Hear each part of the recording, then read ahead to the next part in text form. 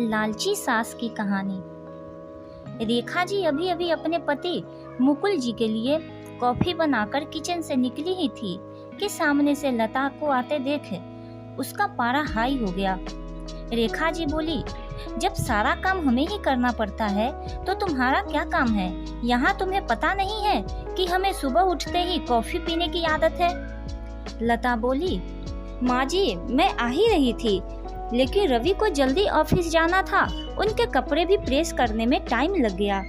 रेखा जी बोली, बस हर बात में बहाना पहले ही तैयार रहता है तुम्हारा। लता को शादी करके आए अभी केवल 4 महीने ही हुए थे। यहाँ आकर उसे ऐसा लगता था जैसे किसी जेल में आ गई है। उसे कहीं जाना हो तो परमिशन लेनी पड़ती थी, कोई गलती हो जाए तो पनिशमेंट मिलता था। सास ससुर और पति तीनों ही एक सुर में उसका विरोध करते रहते थे। कभी कभी तो मन करता था कि यहाँ से भागकर अपने पापा के घर चली जाए, लेकिन पापा हार्ट पेशेंट है। यह सब उन्हें पता लग गया तो न जाने क्या अनर्थ हो जाएगा। यही सोचकर सब बर्दाश्त करती रहती थी। लता ने जल्दी जल्दी सबके लिए नाश्ता बनाया।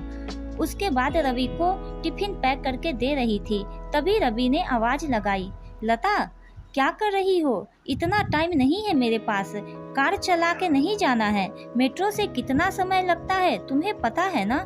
जरा सा लेट पहुँचो तो ऑफिस में सुनना पड़ता है। रवि की एक एक बात इस बात की ओर इशारा कर रहा था कि उसके पिता ने कार नहीं दी थी, लेकिन वह अब सब सुन लेती है। पिता को कैसे बताए कि जिन्हें आपने उसका जीवन साथी चुना था वह पैसे का लालची है। एक दिन शाम को रवि घर आया तो उसने पापा से बात की। रवि बोला, अब मुझसे नौकरी नहीं होती, वो आपके पुराने दोस्त शर्मा जी मोटर पार्ट बनाते हैं, मैं चाहता हूँ कि उसकी सप्लाई शुरू कर दूं। पापा बोले, लेकिन बेटा उसके लिए तो कम से कम 10 लाख रुपए चाहिए होंगे, वो कहाँ से आएंगे?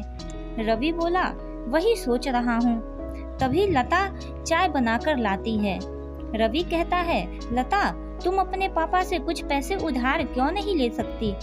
लता का सब्र जवाब दे चुका था। रोज रोज के तानों से दुखी होकर उसने जवाब दिया। लता बोली, रवि मेरे पिता के भरोसे मत रहना, उन्होंने मेरी शादी करके अपना फर्ज पूरा कर दिया। अगर आपको नौकरी करने में दिक्कत है तो मुझे जॉब करने दो, दोनों मिलकर कमाएंगे। यह सुनकर रवि का पारा चढ़ गया। रवि बोला, क्या बकवास कर रही हो, ज्यादा जुबान चलने लगी है क्या? लता बोली, रवि बहुत बर्दाश्त कर चुकी हूँ, इसलिए मैंने जॉब करने का फैसला किया है। रवि बोला, नहीं हमारे घर में यह सब नहीं होता, तुम्हें जॉब करनी है तो अपने घर चली जाओ। लता बोली, मुझे पता था आप यही कहेंगे, मैंने वकील से बात कर ली है, मैं जल्द ही तलाक ले लूंगी। यह सुनकर रवि और उसके पिता के हाथ पांव फूल गए।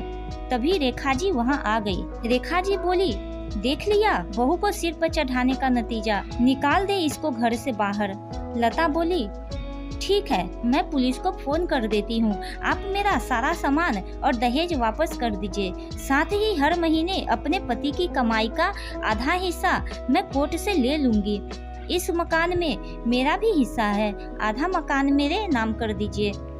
रेखा जी बोली, सुनो ये क्या कह रही है? मुकुल जी बोले, बेटी ऐसी बातें क्यों कह रही हो? आज के बाद हम तुमसे कभी कुछ नहीं कहेंगे, तू अपने कमरे में जा। लता बोली, नहीं पापा जी, बहुत बर्दाश्त कर चुकी हूँ मैं, अब मुझसे ये दिन भर के ताने बर्दाश्त नहीं होते। आप लोग इतने लालची होंगे ये मैंने कभी सपने में भी नहीं सोचा था। रेखा जी बोली, इसके बाप को फोन करके बुलाइए, इसके मुंह लगने से अच्छा है उनसे डायरेक्ट बात करते हैं।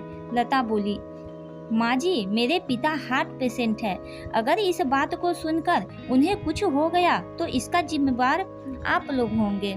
रवि बोला, तुम्हें क्या हो गया? आज से पहले तो तुमने कभी ऐसी बात नहीं की। लता बोली, मैं आज तक आपके और मम्मी पापा जी के हर ताने को बर्दाश्त करती रही, बस 20 लाख रुपए मेरे पापा ने शादी में खर्च किए, फिर भी आपको कार चाहिए, बिजनेस के लिए पैसे चाहिए। लता ने उसी समय अपना सामान पैक किया और घर छोड़ दिया। जाने से पहले उसने अपने सास ससुर और पति तीनों को कहा, अगर मेरे पापा को आपने कुछ भी बताया तो आपको अरेस्ट करवा दूंगी। तलाक का नोटिस आपको मिल जाएगा, चुपचाप साइन कर देना। लता वहां से निकलकर अपनी एक सहेली के फ्लैट में पहुंच गई। एक दिन पहले उसी ने उसके हक के साथ अपना आत्मसम्मान बचाने के लिए समझाया था। लता बोली, कोमल मैं तो आ गई, लेकिन अब आगे क्या होगा?